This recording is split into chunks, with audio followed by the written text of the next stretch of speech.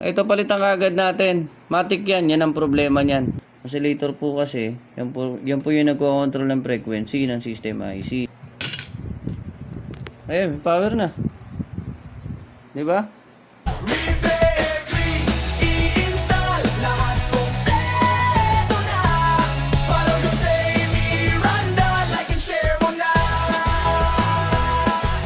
Guys, good day sa inyong lahat. So, meron tayo ditong Panasonic dead set po siya. Testing natin, pakita natin kung anong problema. So, pindutin natin.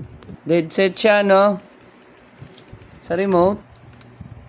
Ano natin siya? Wala talaga. Yung receiver. Ayan. Check natin voltahe. Sa ganyan sistema, meron tayong shortcut na ituturo. Dito, dapat meron kang makukuha 12 natin. 12. Ayan, meron siyang 12. Pero dead set. Dapat meron kang makukuha rito 6. Meron siyang 6.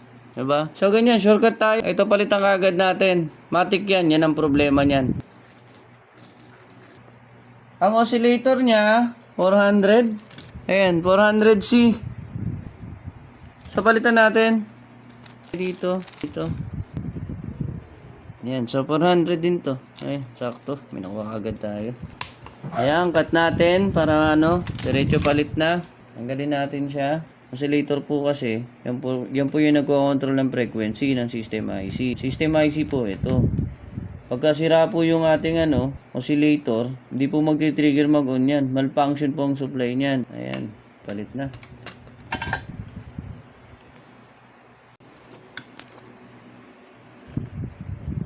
Ayan, para hindi siya malaglag, di ba? Pinagkakapitan. So, dapat maayos yung hino. So, testing.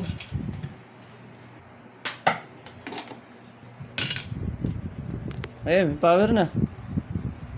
Di ba? Error. Bakit? Walang sensor. Walang pan. Pero ang issue nito, no power. So, okay na to. Sige, salpakan natin sensor para sigurado, di ba?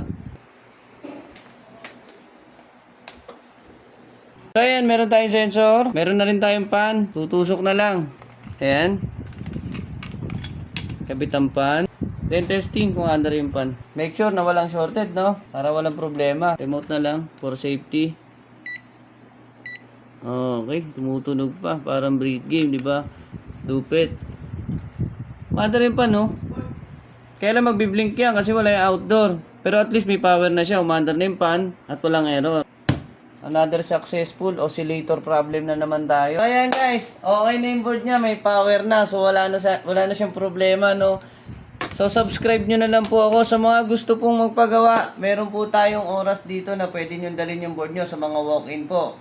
Ang oras po ng gising namin, alas 8 po hanggang alas 5 po ng hapon. Maraming salamat po. Subscribe na lang po. Sayang po ang like kung wala pong follow. Maraming salamat.